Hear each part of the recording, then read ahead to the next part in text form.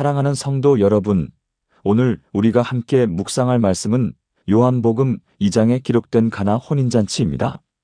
저는 이 본문 앞에 설 때마다 하나님의 말씀이 얼마나 깊고 넓은지를 새삼 깨닫게 됩니다.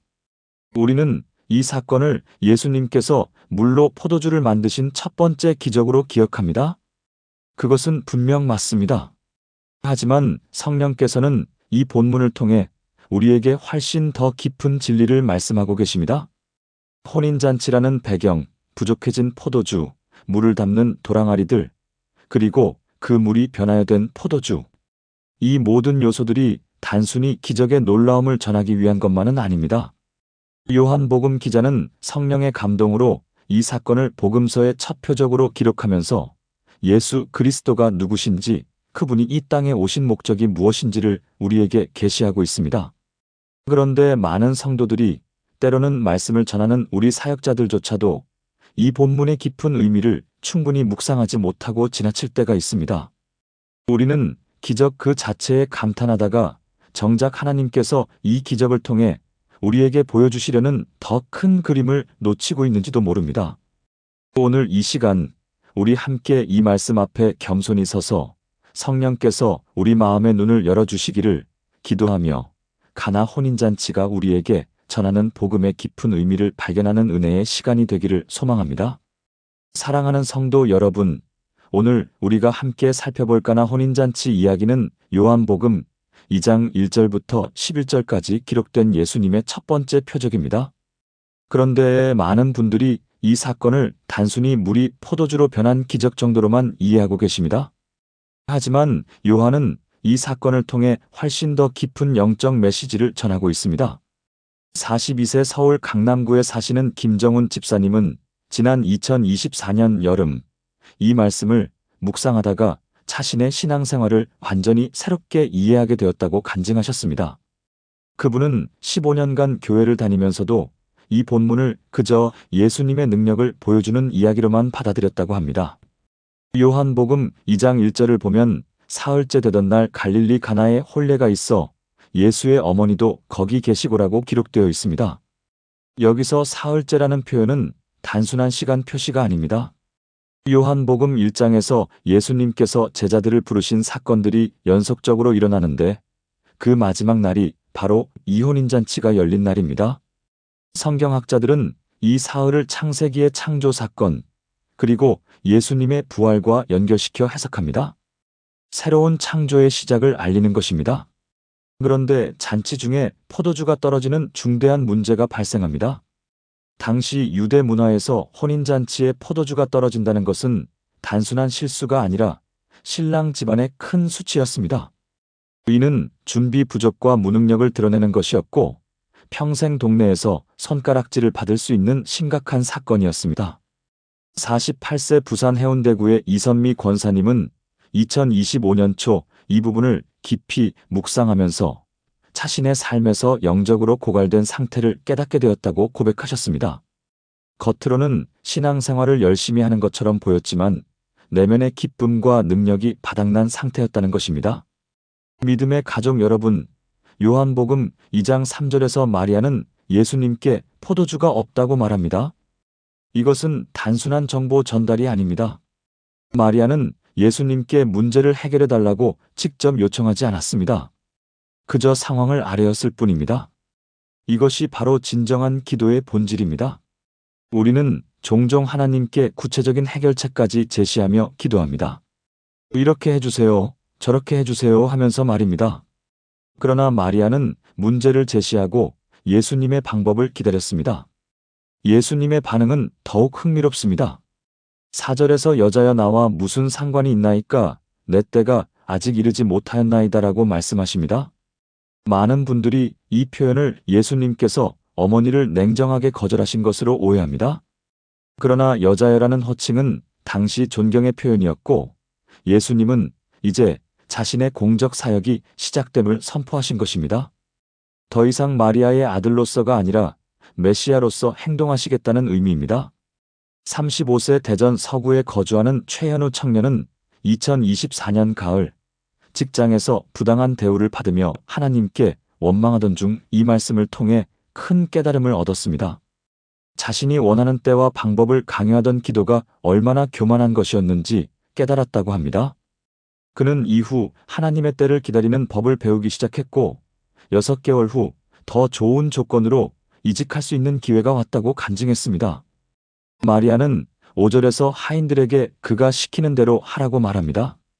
이것은 완전한 신뢰와 순종의 표현입니다. 예수님이 무엇을 하실지 전혀 알 수 없는 상황에서 마리아는 그분의 방법에 모든 것을 맡겼습니다. 57세 광주 광산구의 박영숙 권사님은 이 말씀을 통해 2025년 새해를 시작하며 자녀 문제로 10년간 품었던 걱정을 내려놓았다고 합니다. 자신의 방법으로 해결하려던 집착을 버리고 하나님의 인도하심을 기다리기로 결단했고 놀랍게도 한 달 만에 자녀와의 관계가 회복되기 시작했습니다. 사랑하는 성도 여러분, 이제 예수님의 놀라운 방법이 펼쳐집니다. 요한복음 2장 6절을 보면 거기에 유대인의 정결 예식을 따라 두세 통 드는 도랑아리 6개가 놓여 있는지라고 기록되어 있습니다. 이 항아리들은 매우 중요한 상징입니다. 유대인의 정결 예식용 항아리는 율법과 종교적 의식을 상징합니다. 한 통이 약 80리터이니 두세 통이면 160리터에서 240리터 정도입니다. 6개면 엄청난 양입니다. 그런데 이 항아리들은 지금 비어 있거나 정결례에 사용된 물만 담고 있었을 것입니다. 예수님은 7절에서 하인들에게 항아리에 물을 채우라고 명하십니다. 그리고 아귀까지 채웠다고 기록되어 있습니다. 여기서 우리는 중요한 영적 원리를 발견합니다. 하나님은 우리가 가진 것을 사용하시되 먼저 우리에게 순종의 행동을 요구하십니다. 하인들의 입장에서 생각해 보십시오. 지금 포도주가 급한데 물을 길어와서 항아리에 채우라니 이게 무슨 소용이 있을까 의아했을 것입니다. 그러나 그들은 마리아의 말대로 순종했습니다. 29세 인천 연수구의 정민재 청년은 2024년 12월 사업 실패로 모든 것을 잃고 절망하던 중 이 말씀을 묵상했습니다. 하나님께서 자신에게도 물을 채우라고 명령하시는 것 같았다고 합니다. 그것은 매일 새벽 기도에 나가는 것이었습니다. 당장 돈이 필요한데 새벽 기도가 무슨 소용인가 싶었지만 그는 3개월간 하루도 빠짐없이 새벽 기도에 참석했습니다. 그리고 2025년 1월 전혀 예상치 못한 경로로 재기의 기회가 찾아왔다고 간증했습니다. 8절에서 예수님은 이제는 떠서 연회장에게 갖다 주라고 말씀하십니다. 물이 포도주로 변한 것은 바로 이 순종의 과정 중에 일어났습니다. 성경은 정확히 언제 변했는지 기록하지 않습니다. 항아리에 물을 채울 때였을 수도 있고 떠서 가져가는 중이었을 수도 있습니다. 중요한 것은 순종하는 과정에서 기적이 일어났다는 사실입니다. 45세 수원 영통구의 김혜진 집사님은 이 원리를 깨닫고 2024년 가을부터 교회 봉사를 시작했습니다. 자신의 문제 해결과는 상관없어 보이는 일이었지만 헌신하며 섬기는 중에 20년간 앓던 우울증이 치유되는 놀라운 경험을 했다고 합니다. 믿음의 가족 여러분, 요한복음 2장 7절부터 8절을 보면 예수님께서 하인들에게 항아리에 물을 채우라 그리고 이제 떠서 연회장에게 갖다 주라고 명령하십니다. 여기서 우리가 주목해야 할 것은 하인들의 순종입니다. 이들은 물을 항아리에 가득 채웠고 그것을 떠서 연회장에게 갖다 주었습니다. 물이 포도주로 변한 정확한 순간이 언제인지는 성경에 기록되어 있지 않습니다. 하지만 분명한 것은 하인들이 순종하는 과정 중에 기적이 일어났다는 사실입니다. 37세 대전 유성구에 사시는 이준호 집사님은 2024년 초 사업이 어려워 폐업을 고민하던 중 새벽 기도회에서 이 말씀을 듣고 깨달음을 얻었습니다.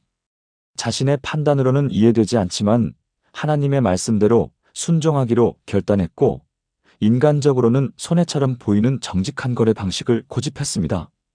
6개월 후 그 진정성이 입소문을 타면서 매출이 3배 증가했고 2025년 현재는 직원을 5명이나 고용하게 되었습니다. 순종은 기적이 일어나는 통로입니다. 우리가 이해하지 못해도 논리적이지 않아 보여도 하나님의 말씀에 순종할 때 물이 포도주로 변하는 기적을 경험하게 됩니다. 사랑하는 성도 여러분, 요한복음 2장 9절에서 연회장은 이 포도주를 맛보고 사람마다 먼저 좋은 포도주를 내고 취한 후에 낮은 것을 내거늘 그대는 지금까지 좋은 포도주를 두었도다라고 말합니다.